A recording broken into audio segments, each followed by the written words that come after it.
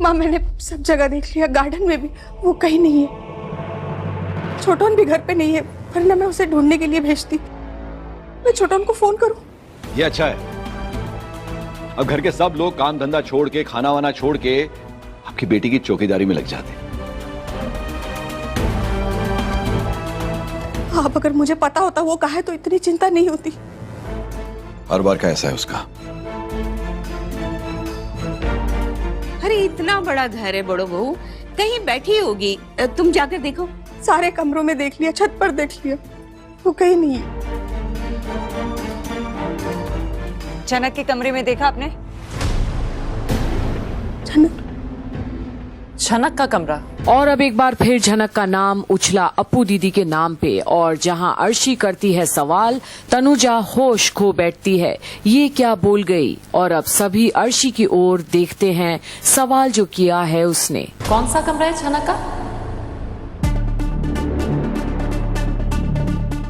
अरे नहीं अर्शी, वो तनुजा के मुंह से गलती से स्लिप हो गया।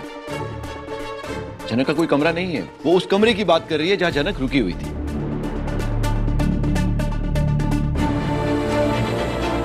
जाते जाते अपनी छाप छोड़कर गई है वो। और अब अप्पू की बात भूल गए सब और लग गए अर्शी की बेकार की बातों में, जहां वो सिर्फ तंज कसती है। इस घर में एक कमरा अपने नाम करवा गई है। अर्शी, तुम इतनी छोटी बात पे क्यों रिएक्ट कर रही हो? जनक उस कमरे में थी, इसका ये मतलब नहीं कि वो कमरा उसका हो गया। अगर ऐसा होता ना तो वो यहाँ से जाती नहीं, यहीं पे रहती। और पहली बार सहमति रखता है शुभो अपने बेटे से, और जहां अब कुछ देर के लिए सभी घबरा जाते हैं अर्शी की रिएक्शन सुनकर, वहीं उसके जाने का दुख है तुम्हें नहीं? अर्शी, ये कैसी बातें कर रही हो? मैं तुम्हारी बात का जवाब दे रहा हूँ सिर्फ, मुझे कोई दुख नहीं है। अर्शी बेटा, आई एम एक्सट्रीमली सॉरी। मेरा वो मतलब तनुजा, कोई बात नहीं, दोबारा ऐसा मत बोलना, गलती से भी नहीं।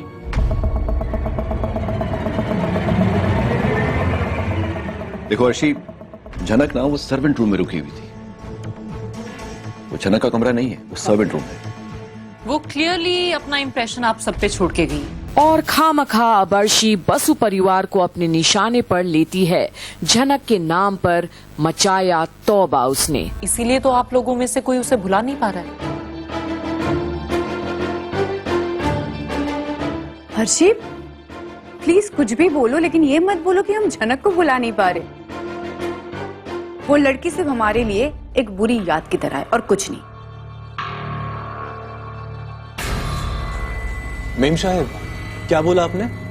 मैं शायद भूल रहा हूँ, मुझे याद दिलाइए, हम सबको याद दिलाइए कि जनक ने आपके साथ क्या बुरा किया, या हम सबके साथ क्या बुरा किया है। अच्छा नहीं, मैं याद दिलाऊं तुम्हें? आप प्लीज याद दिलाइए। हाँ? आप प्लीज याद दिलाइए।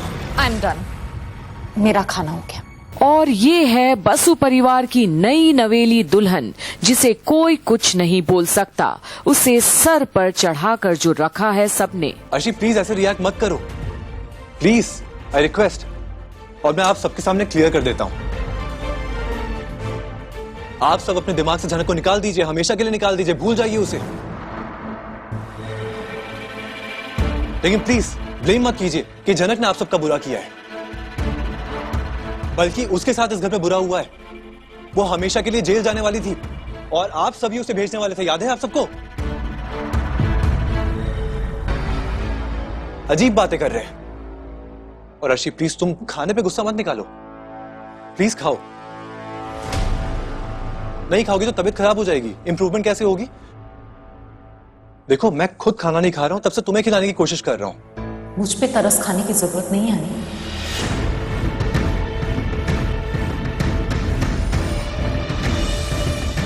मैं अपना खाना खुद खा सकती हूँ, हाथ नहीं चले हैं मेरे।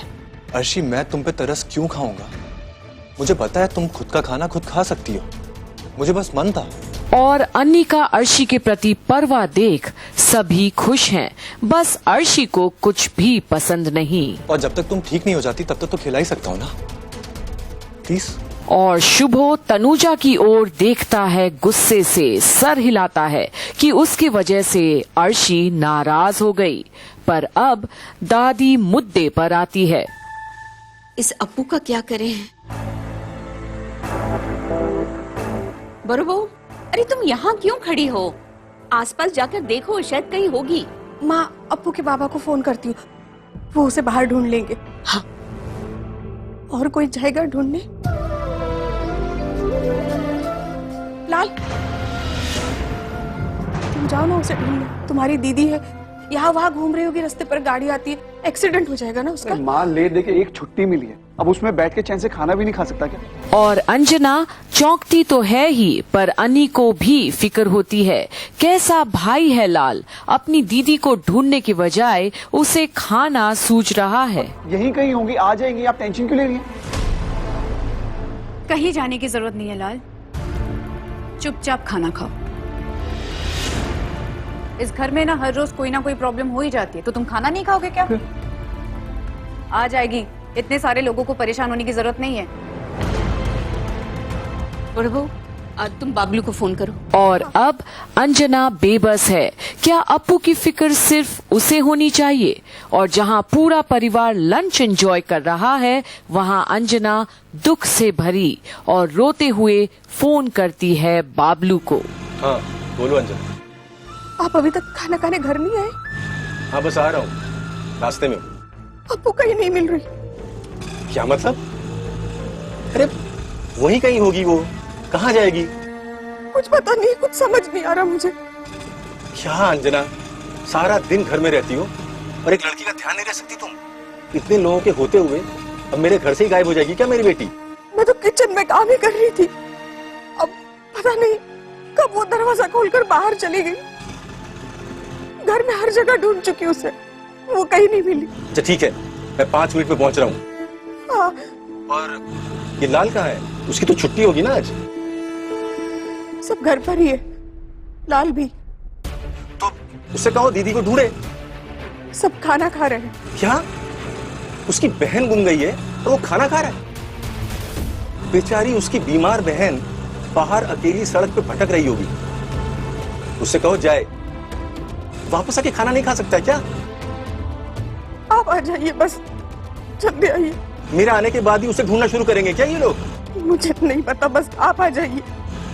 अच्छा ठीक है, मैं आ रहा हूँ, तुम रोना बंद करो और मैं ढूंढता हुआ आऊंगा। देखो अंजना, तुम चिंता मत करो। वैसे वो घर से निकली कब?